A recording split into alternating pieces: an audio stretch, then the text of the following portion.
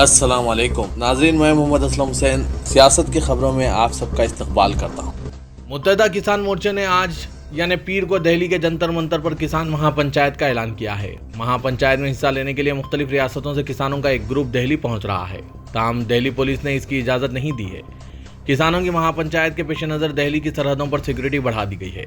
किसानों की महापंचायत के पेश नज़र दिल्ली पुलिस ने सिंघू बॉर्डर और गाजीपुर बॉर्डर पर सिक्योरिटी बढ़ा दी है। दिल्ली मेरठ एक्सप्रेस वे पर पुलिस एहलकारों को तैनात कर दिया गया है।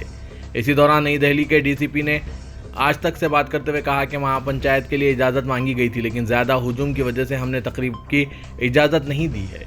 उन्होंने ये भी कहा कि दफ़ा 144 नई दिल्ली के तमाम इलाकों में लागू कर दिया गया है और किसी को भी बड़ी तादाद में सड़क पर निकलने की इजाज़त नहीं रहेगी। राष्ट्र सेवम सेवक संघ की दिल्ली यूनिट की तरफ से मुनक्किदा एक तकरीब में मोहन भगवत ने कहा कि आरएसएस समाज को बेदार करने और मुत्तहिद करने का काम कर रही है ताकि हिंदुस्तान पूरी दुनिया के लिए एक मिसाली समाज के तौर पर उभर सके। उन्होंने कहा कि लोगों को फ़र्द की हैसियत से नहीं बल्कि बरादरी की हैसियत से मुआशरे की खिदमत में आगे आना चाहिए। मोहन भगवत ने मजीद कहा कि समाज के मुख्तलिफ तबकों से ताल्लुक़ रखने वाली बहुत सी शख्सियात ने मुल्क की आज़ादी में कुर्बानियाँ दी है और अपना हिस्सा डाला है, लेकिन हमें मुआशरे के तौर पर पनपने में वक्त लगा। यह हिंदुस्तानियों की बुनियादी फितरत और डीएनए है कि वो एक फ़र्द के तौर पर नहीं बल्कि एक मुआशरे के तौर पर सोचते हैं। हमें इनकी मज़ीद हौसला अफजाई करने की ज़रूरत है। नेशनल सेंटर फॉर सिस्मोलॉजी ने बताया कि आज यानी पीर की सुबह राजस्थान के बीकानेर के शुमाल मगरिब में रेक्टर स्केल पर 4.1 की शिद्दत के ज़लज़ले महसूस किए गए। ज़लज़ले आज सुबह 2:01 पर आए हैं। ज़लज़ले की गहराई ज़मीन से 10 किलोमीटर नीचे थी। नेशनल सेंटर फॉर सिस्मोलॉजी ने ट्वीट किया कि ज़लज़ले की शिद्दत 4.1 है, जो कि 22 अगस्त यानी पीर की सुबह आया, जिसकी चौड़ाई 29.38, लंबाई 71.45, गहराई 10 किलोमीटर, मुकाम बीकानेर के 236 किलोमीटर करीब यह ज़लज़ला आया है। महाराष्ट्र के साबिक वज़ीर और युवा सेना के सरबराह आदित्य ठाकरे ने मालेगांव में अपनी शिव संवाद यात्रा के दौरान एक बार फिर बागी अराकीन असेंबली को चैलेंज किया कि अगर दम है तो इस्तीफा देकर और इलेक्शन जीत कर दिखाएं। इसके साथ ही उन्होंने अपनी पार्टी के कारकुनों को हिदायत दी कि इलेक्शन के लिए तैयार रहें, क्योंकि बागियों और गद्दारों की हुकूमत बहुत दिन नहीं चलेगी। वज़ीर के पार्टी के अरकान असेंबली की बगावत के बाद ठाकरे परिवार अपने वजूद की लड़ाई लड़ रहा है। महाराष्ट्र में इख्तिदार से बेदखल के साथ ही शिंदे ग्रुप अब ठाकरे परिवार से शिवसेना और इसका इंतखाबी निशान भी छीनने की कोशिश कर रहा है। शिंदे ग्रुप की जानिब से इलेक्शन कमीशन में अर्जी दाखिल की गई है कि असल शिवसेना वो हैं, इसलिए इंतखाबी निशान इन्हें दिया जाए। ऐसे में उद्धव ठाकरे की क़यादत में पार्टी जहां सुप्रीम कोर्ट और इलेक्शन कमीशन में कानूनी लड़ाई लड़ रही है, वहीं आदित्य ठाकरे शिवसेना को ज़मीनी सतह पर मजबूत करने और शिव सैनिकों से ठाकरे ख़ानदान का राब्ता मजबूत करने के लिए शिव संवाद यात्रा के तहत महाराष्ट्र के मुख्तलिफ इलाकों में रैलियां कर रहे हैं। बीजेपी ने इल्जाम लगाया है कि दिल्ली के chief minister Arvind Kejriwal excise policy scam के सरगना हैं और हथकड़ियां इनके करीब हैं, क्योंकि उन्होंने करप्शन को हरी झंडी दिखाई है। बीजेपी के कौमी तर्जुमान गौरव भाटिया ने एक प्रेस कॉन्फ्रेंस से खिताब करते हुए इल्जाम लगाया कि जब कोविड से मुतासरा अफराद को इनकी मदद की ज़रूरत थी, केजरीवाल करप्शन करने में मसरूफ़ थे। उन्होंने कहा कि एक्साइज पॉलिसी स्कैम की जड़ें करप्ट केजरीवाल की दहलीज तक फैली हुई है। कोई भी कानून से बालातर नहीं है और किसी भी बदउनवान शख्स को बख्शा नहीं जाएगा। दिल्ली बीजेपी के सदर उमेश गुप्ता ने भी इस प्रेस कॉन्फ्रेंस से खिताब किया और कहा कि दिल्ली एक्साइज पॉलिसी से करप्शन बेनकाब हो गया है। सीनियर कांग्रेस लीडर आनंद शर्मा ने कहा है कि वो पार्टी की हिमाचल प्रदेश यूनिट की स्टीयरिंग कमेटी के सरबराह की हैसियत से मुस्तफ़ी हो रहे हैं। जम्मू कश्मीर में हाल ही में सीनियर लीडर गुलाम नबी आज़ाद की क़यादत में ऐसा ही इक़दाम किया गया था। हिमाचल प्रदेश में असेंबली इंतख़ाबात से कबल सदर कांग्रेस सोनिया गांधी को एक ख़त लिखते हुए आनंद शर्मा ने कहा कि इन्हें ऐसा महसूस हो रहा है कि इंतख़ाबात से कबल पार्टी के फैसलों में इन्हें नज़रअंदाज किया जा रहा है और वो इनकी इज़्ज़त नफ्स पर कोई समझौता नहीं कर सकते। उन्होंने लिखा कि मैं ज़िंदगी भर कांग्रेसी ही रहूँगा और मेरे एतक़ादात मजबूत हैं, लेकिन मौजूदा अखराज और तौहीन की वजह से इज़्ज़त नफ्स रखने वाले एक शख्स की हैसियत से मेरे पास कोई दूसरा रास्ता नहीं है। Stand up comedian Munawar Faruqui का इतवार को मुंबई में होने वाले शो को मनसूख कर दिया गया। ये शो मुंबई के वानी चौहान ऑडिटोरियम में होना था, लेकिन पुलिस की जानिब से इजाज़त ना मिलने पर शो को मनसूख कर दिया गया। मुनव्वर फारूकी का एक हफ्ते में मनसूख होने वाला यह दूसरा शो है। इससे कबल बेंगलुरु पुलिस ने गुज़िश्ता हफ्ते मुनव्वर फारूकी के शो डोंगरी टू नो कहा मुनक्किद करने की इजाज़त नहीं दी थी। यह शो हफ्ते को होना था। ताहम 20 अगस्त को मुनव्वर फारूकी का शो हैदराबाद में पुलिस की भारी हिफाजत के दरमियान मुनक्किद किया गया। कई मजहबी तंजीमों ने शो में खलल डालने की धमकी दी थी। बीजेपी एमएलए राजा सिंह समेत पार्टी की कई लीडरों ने इस तकरीब की मुखालिफत की थी। हैदराबाद पुलिस ने बीजेपी की कई कायदीन और मजहबी तंजीमों के कायदीन को हिरासत में ले लिया था। मुनव्वर फारूकी को इस साल के शुरू में मध्य प्रदेश में हिंदू देवी देवताओं की तौहीन के इल्जाम में गिरफ्तार किया गया था। तवील जदोजहद के बाद वो जेल से रिहा हुए हैं, लेकिन अब इन्हें इतवार को मुंबई में होने वाले शो को मनसूख करना पड़ा, जिसकी इजाजत नहीं दी गई। अयोध्या के धनीपुर गांव में मुसलमानों को सुप्रीम कोर्ट की हिदायत पर मिली 5 एकड़ अराजी पर मस्जिद की तामीर के लिए अतियात जमा करने का एक्शन प्लान बन रहा है। मस्जिद की तामीर के लिए बनी इंडो इस्लामिक कल्चरल फाउंडेशन मस्जिद के साथ एक दवाखाना, लाइब्रेरी, लंगर खाना और रिसर्च इंस्टीट्यूट तामीर करेगी।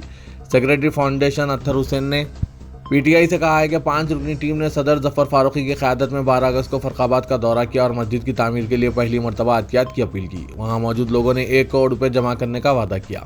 तकरीबन 2.5 लाख रुपए इसी वक्त इकट्ठा हो गए। तौक़े है कि अंदरून एक माह अयोध्या डेवलपमेंट अथॉरिटी से मस्जिद और दीगर इमारतों का नक्शा मिल जाएगा। नक्शा मिलते ही तामीराती काम शुरू हो जाएंगे। अत्तर हुसैन ने कहा कि इब्तिदा में एक दवाखाना तामीर होगा और ओपीडी शुरू किया जाएगा। 12 अगस्त को फरखाबाद में कई बड़े ताजिरों और मौज़ूफ़ ओहदेदारों ने एहतियात की मुहिम चलाई। इसी तरह मुंबई और गुजरात, मध्य प्रदेश और बिहार के मुख्तलिफ अजला से लोग फाउंडेशन टीम को फ़ोन कर रहे हैं। बिहार के नायब वज़ीर आला तेजस्वी यादव ने कहा कि नीतीश कुमार 2024 में अपोजिशन की जानिब से वज़ीर-ए-आज़म ओहदे के मजबूत उम्मीदवार हो सकते हैं। अवाम में वो बेहद मकबूल हैं और इनकी साख मजबूत है। उन्होंने कहा कि मैं ये सवाल नीतीश कुमार पर छोड़ता हूं, मगर वो वज़ीर-ए-आज़म के ओहदे के लिए सबसे मुनासिब है और अपोजिशन की जानिब से उम्मीदवार हो सकते हैं। मैं पूरे अपोजिशन की जानिब से इनकी उम्मीदवारी का दावा नहीं कर सकता, ताहम इस पर गौर किया जाए तो नीतीश कुमार यकीनी तौर पर एक मजबूत उम्मीदवार हो सकते हैं। जंतर मंतर पर बेरोजगारी के खिलाफ मुजाहरे में शिरकत के लिए जा रहे किसान लीडर राकेश टिकैत को दिल्ली पुलिस ने हिरासत में लेने के चंद घंटों बाद रिहा कर दिया। राकेश टिकैत को दिल्ली के गाजीपुर बॉर्डर से हिरासत में लिया गया था। इसकी खबर फैलते ही मगरबी उत्तर प्रदेश में इनकी तंजीम से वाबस्ता किसानों में गम व गुस्से की लहर दौड़ गई। ताहम पुलिस ने किसान लीडर को चंद घंटे थाने में बिठाकर रिहा कर दिया। राकेश टिकैत की गिरफ्तारी के बाद भारतीय किसान यूनियन के सभी कारकुनों को अगले अहकाम तक अलर्ट रहने के लिए कहा गया है।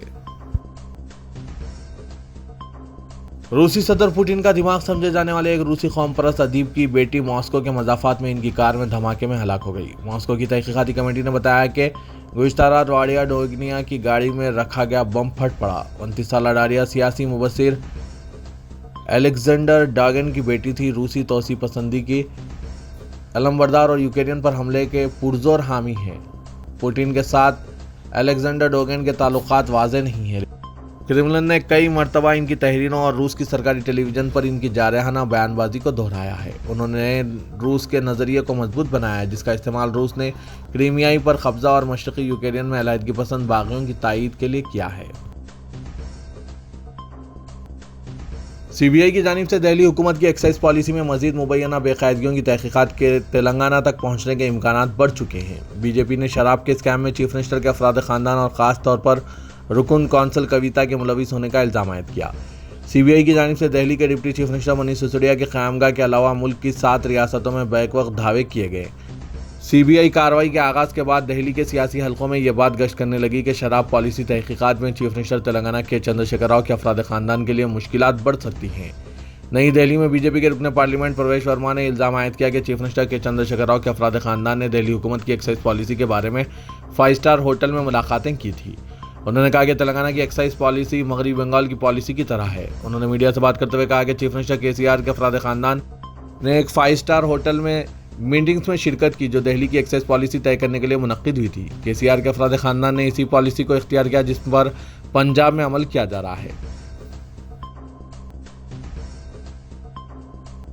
बीजेपी को तेलंगाना में पोस्टर होर्डिंग्स जंग का सामना शिद्दत के साथ करना पड़ा है। मुल्क के किसी शहर में मरकजी वज़ीर दाखिला अमित शाह को ऐसी सूरत हाल का शायद सामना नहीं करना पड़ा जो हैदराबाद में करना पड़ रहा है। अमित शाह की दौरे मंगोड़ के लिए हैदराबाद आमद पर पंजागुट्टा मेट्रो स्टेशन के करीब एक होर्डिंग तवज्जो का मरकज़ बनी हुई थी और ट्विटर पर इसको शेयर किया जाने लगा है, जिस पर एक तस्वीर पीछे से बनी है और तहरीर है कि तड़ी पार कौन है। शॉपर स्टॉप के करीब नस्ब इस होर्डिंग पर अंग्रेजी व हिंदी में तहरीर है जिसमें इस्तफसार किया गया कि तड़ी पार कौन है। इसके अलावा पोस्टर के निचले हिस्से में ट्विटर #ByByModi तहरीर किया गया। वाज़ेह कि अमित शाह को सुप्रीम कोर्ट ने सोहराबुद्दीन शेख इनकाउंटर मामले में 2 साल तक गुजरात से बाहर रखा था और वो 2010 तक 2012 गुजरात में दाखिल नहीं हो सके थे, इसीलिए इन्हें इस वक्त तड़ीपार कहा जाता था। मंगल ज़मीनी इंतखाबात के लिए इनके दौरे तेलंगाना के मौके पर तड़ीपार वाला ये पोस्टर तवज्जो का मरकज़ रहा और इसको टीआरएस कायदीन की जानिब से ट्विटर पर शेयर करने के बाद सैकड़ों बल्कि हज़ारों अकाउंट्स इसको शेयर करके इस्तिफसार कर रहे हैं कि तड़ीपार कौन है। हैदराबाद में नामूर कॉमेडियन मुनव्वर फारूकी के प्रोग्राम को रोकने में नाकामी के बाद बीजेपी रुकन असेंबली राजा सिंह ने अपनी शिकस्त को तस्लीम कर लिया है। मीडिया से बात करते हुए राजा सिंह ने कहा कि प्रोग्राम को रोकने ने हम मुमकिन कोशिश की, लेकिन केटीआर व पुलिस के ताउन से प्रोग्राम कामयाब रहा। उन्होंने कहा कि बीजेपी और इसकी मिहाजी तंजीमों से वाबस्ता सैकड़ों कारकुनों को पुलिस ने गिरफ्तार किया और लाठीचार्ज किया। राजा सिंह ने कहा कि हिंदू देवी देवताओं की तौहीन करने वाले कॉमेडियन को पुलिस से तहफ़्फ़ुज़ फराहम करना एक शर्मनाक बात है। अपनी शिकस्त तस्लीम करते हुए राजा सिंह ने कहा कि हमारा वक्त आएगा और हम ताकत का मुजाहरा करेंगे। वाज़ेह कि मुनव्वर फारूकी के प्रोग्राम को रोकने शिल्पा कला वेदिका के करीब बीजेपी कारकुनों ने एहतजाज किया था, जबकि पुलिस ने राजा सिंह को 2 दिन तक घर पर महरूस रखा।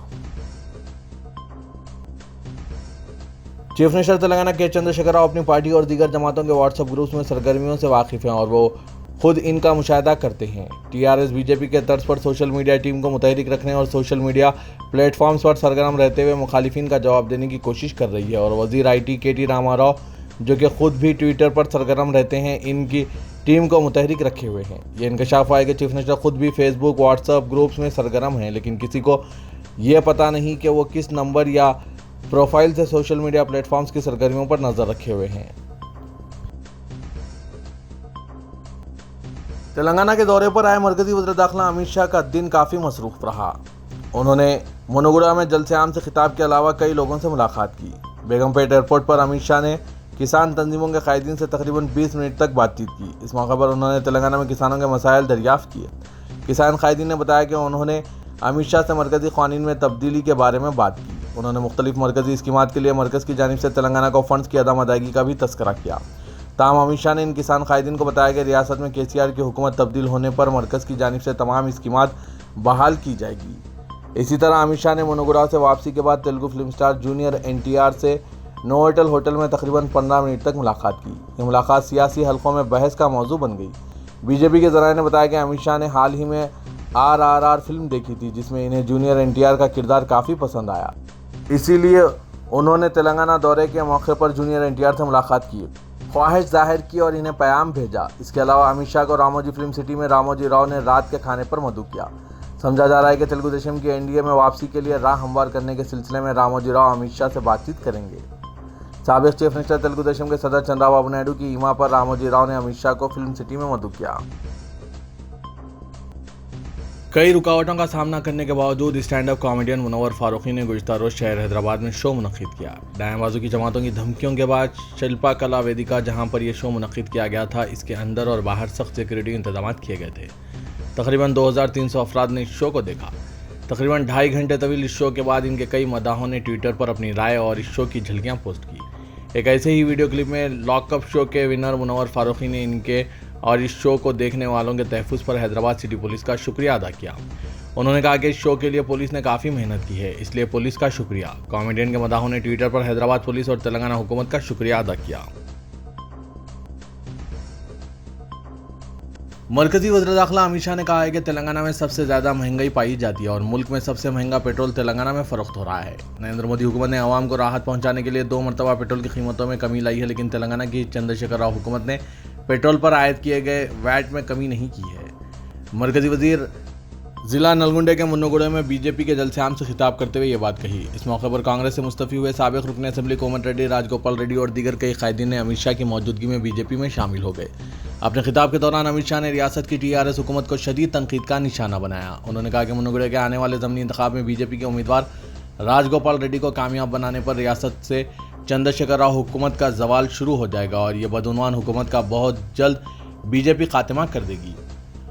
उन्होंने कहा कि आने वाले असेंबली इंतखाबात में तेलंगाना में बीजेपी का इख्तिदार यकीनी है और बीजेपी का चीफ मिनिस्टर वज़ीर आज़म नरेंद्र मोदी की क़यादत में मुल्क की दीगर रियासतों की तर्ज पर तेलंगाना को तरक्की की राह पर गामजन करेगा।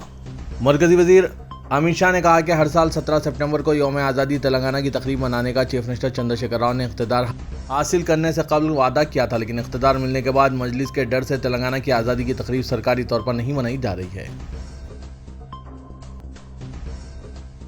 जदोजहद आज़ादी की तारीख उस वक्त तक मुकम्मल नहीं हो सकती जब तक कि इसमें मुसलमानों की कुर्बानियों का जिक्र नहीं होता। इन ख्यालात का इजहार रुकन पार्लियामेंट हैदराबाद असदुद्दीन ओवैसी ने महबूबनगर में मुनक़िदा जलसे जदोजहद आज़ादी में मुसलमानों के रोल से खिताब करते हुए किया। उन्होंने तहरीक आज़ादी में उलमा के रोल और दीगर मुजाहिदीन आज़ादी की कुर्बानियों पर तफसीली रोशनी डाली। असदुद्दीन ओवैसी ने टीपू सुल्तान शहीद की अंग्रेज़ों के खिलाफ मिहाज आरई को जद्दोजहद आज़ादी की सबसे बड़ी मुहिम करार दिया और कहा कि टीपू सुल्तान शहीद ने अंग्रेज़ों के खिलाफ 4 जंगें लड़ी और आखिर अंग्रेज़ों के खिलाफ चौथी जंग में शहीद हो गए। लेकिन अफसोस आज फाशिस्ट ताकतें टीपू सुल्तान का मुआवजा सावरकर से कर रहे हैं, जिसने 4 बार अंग्रेज़ों से माफ़ी मांगी थी। असदुद्दीन ओवैसी ने तारीख की किताबों के हवाले से बताया कि टीपू सुल्तान एक हिंदू दोस्त हुक्मरान थे। अपनी सल्तनत में सभी मज़ाहिब के मानने वालों को मुकम्मल मजहबी आज़ादी दे रखी थी।